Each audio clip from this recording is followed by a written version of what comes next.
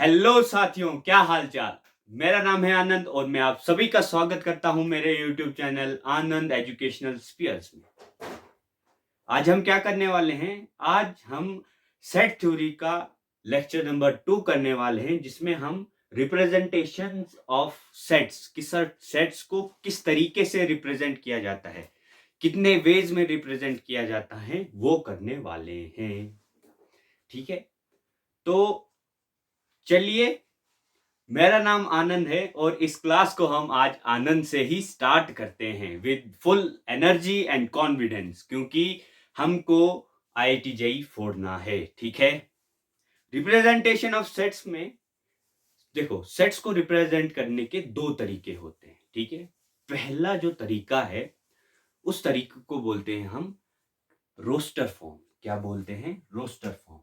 पहला जो तरीका है वो है roster form, ROSTER, roster form. और इसी फॉर्म को हम टेबुलर फॉर्म भी कहते हैं, TABULAR, टेबुलर फॉर्म।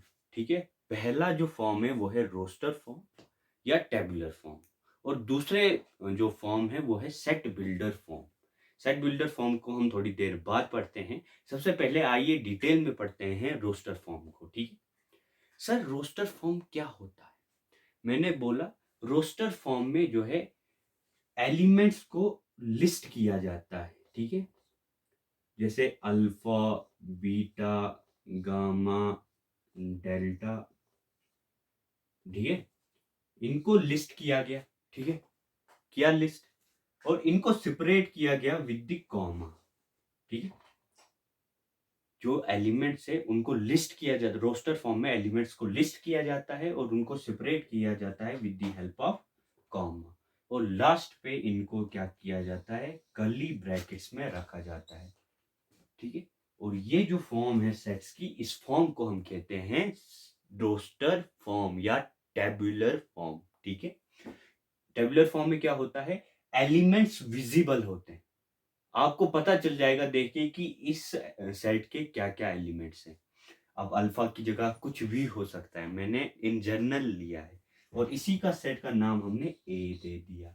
ठीक है, तो ए सेट क्या है? Alpha B. ए सेट जो है ये है, और इस सेट के जो एलिमेंट्स है वो क्या है? अल्फा, बीटा, गामा और डेल्टा। ठीक है, और ये जो है इस फॉर्म ऑफ सेट को हम क्या कहते हैं? रोस्टर फॉर्म कहते हैं। रोस्टर फॉर्म की दो मेन बातें जो आपको याद रखनी है। दो मेन बातें क्या है?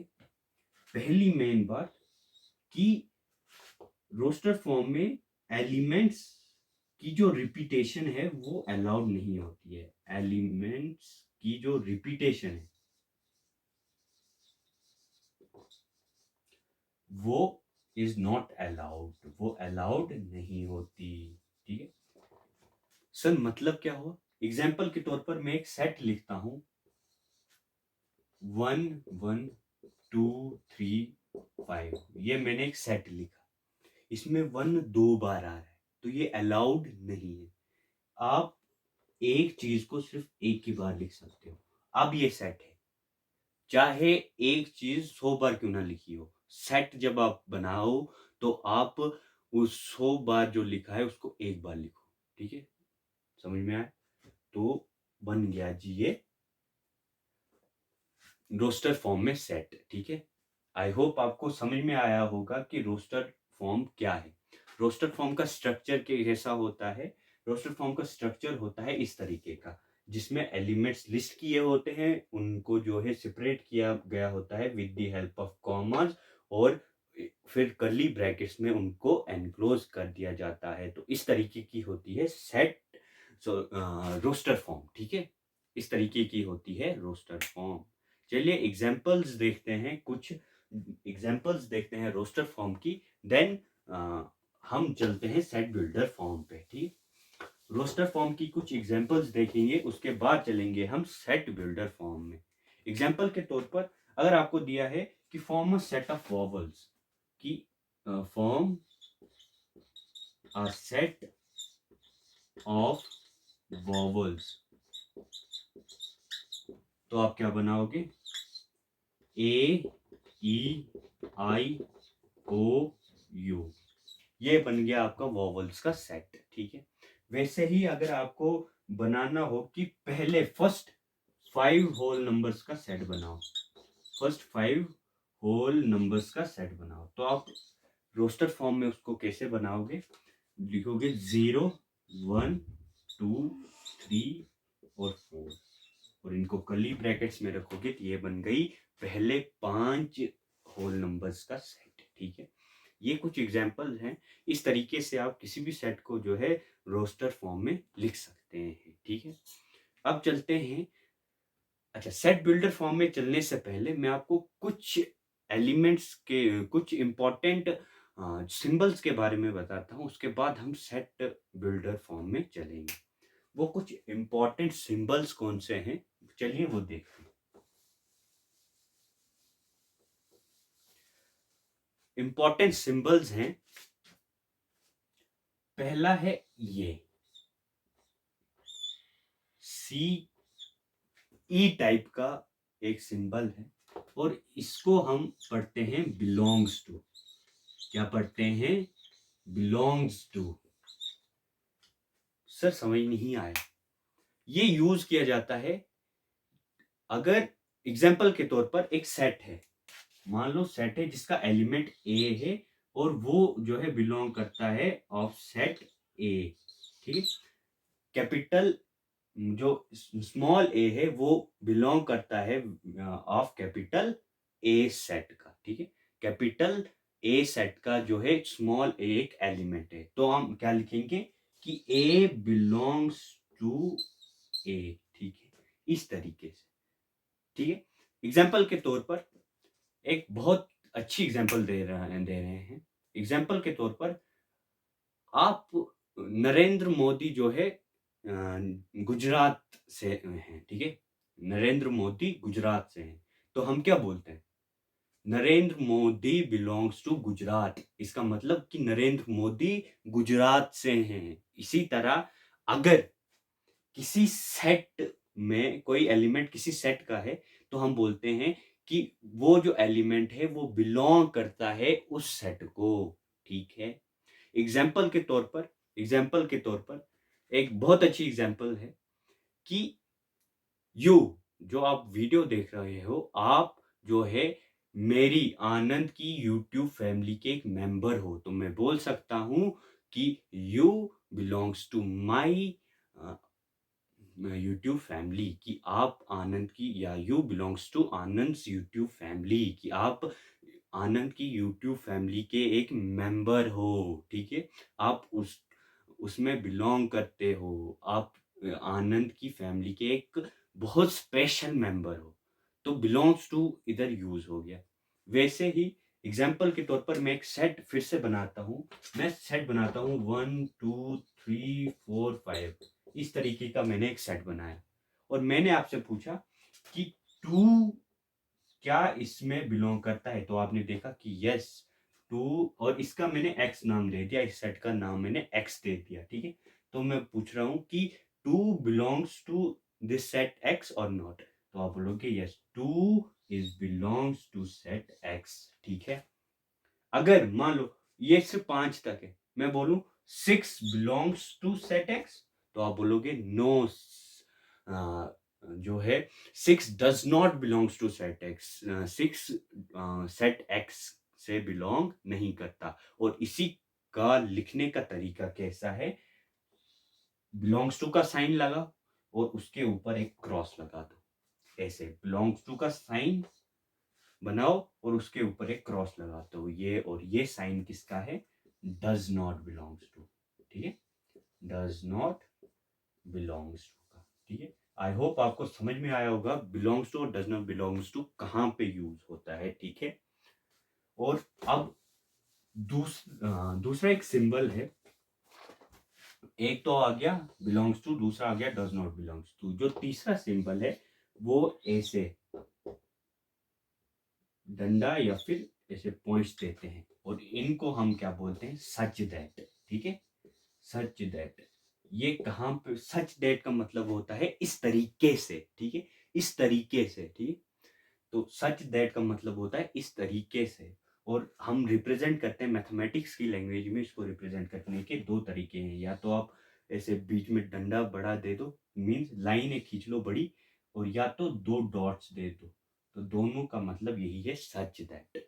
चलिए, इसके बाद हमने कुछ इंपॉर्टेंट सिंबल्स के बारे में भी पढ़ लिया। अब हम स्टार्ट करते हैं अपनी सेट बिल्डर फॉर्म। ठीक है, सेट बिल्डर फॉर्म को स्टार्ट करने के बाद हम अपनी आज की क्लास को खत्म करेंगे। ठीक है,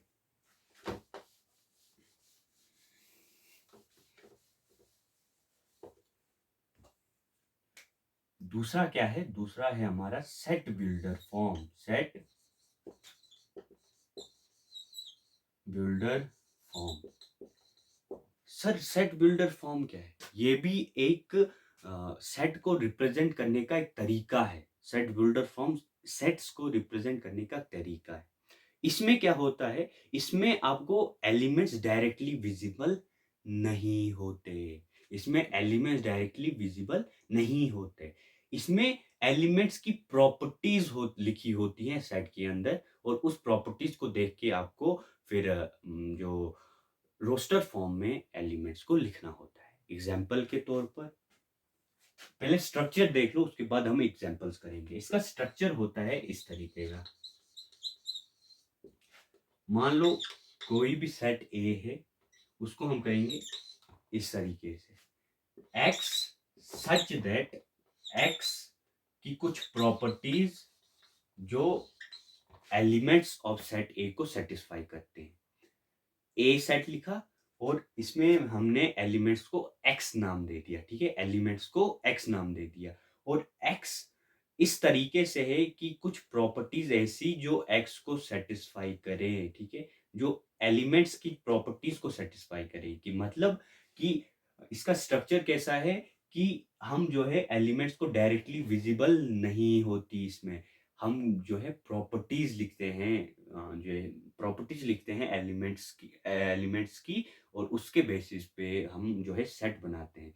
तो इसमें डायरेक्टली एलिमेंट्स विजिबल नहीं होते। एग्जाम्पल, अब इसकी एग्जाम्पल करो जिससे आपको ज्यादा क्लियर हो जाएगा कि सेट बिल्डर फॉर्म किसे कहते हैं। ठीक है, एग्जाम्पल के तौर पर मैं बोल दूं a is equal to x such that x is x belongs to natural number and x is less than 10। ठीक है, ये बोला मैंने कि a इस तरीके से है कि x एक नेचुरल नंबर है और x जो है 10 से छोटा है। तो आप क्या बनाओगे?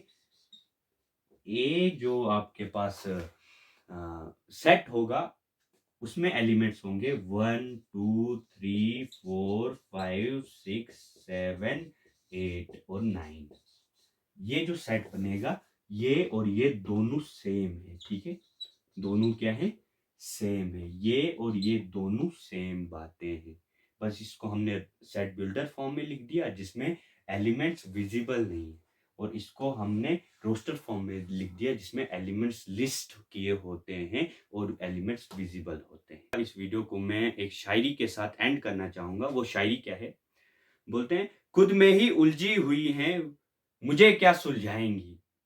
खुद में ही उलझी हुई हैं मुझे क्या सुलझाएंगी। हाथों की चंद लकीरें मेरी क्या किस्मत बताएंगी। मेरी हाथों की चंद लकीरें मेरी क्या किस्मत बताएंगी। छोड़ा नहीं है दामन मैंने मेहनत का। छोड़ा नहीं है दामन मैंने मेहनत का। मैं नहीं मेरी सफलता शोर मचाएगी। तो बहुत सारे लोगों को क्या होता है कि उन्हें लगता है कि मेरी किस्मत खराब है, इसी वजह से मुझे इतनी परेशानी होती है, इतनी कुछ होती है। नो, आप खुशकिस्मत हो कि आपके जीवन में परेशानी है। क्यों? क्योंकि भगवान उन्हीं को परेशानी देता है जिनके जो लगता है कि वो उस परेशानी को सहन कर सकते हैं। भगवान उन्हीं को परेशानी देता है जो लगता है कि हाँ, वो परेशानी उस परेशानी को सह सकते हैं, उस परेशानी से बाहर निकल सकते हैं। भगवान कमजोर को कभी परेशानी नहीं देता। तो यू आर लकी कि भगवान ने आपको चुना है की आपके जीवन में परेशानी है, आप स्ट्रगल कर रहे हो, आप मेहनत कर रहे हो और किस्मत पे कभी भरोसा नहीं करना चाहिए क्योंकि किस्मत जो है हार्ड वर्क से बदली जा सकती है और लाखों लोगों ने बदली है, तो आप भी बदल सकते हैं। तो हाथों की चंद लकीरें आपकी किस्मत नहीं बदल सकती, आप बता सकती। ये आप तक डिपेंड है कि आप कितना जो है खुद पर काम करते हैं और कितना खुद को इम्प्रूव करते हैं और मेहनत करते हैं ताकि आप अपने लक्ष्य को पा सको। इसी के साथ, इन्हीं वर्ड्स के साथ मैं आपसे आज विदा लेता हूँ। कल फिर मिलेंगे एक नई वीडियो के साथ और एक नए टॉपिक के साथ। तब तक के लिए जय हिंद, जय भारत।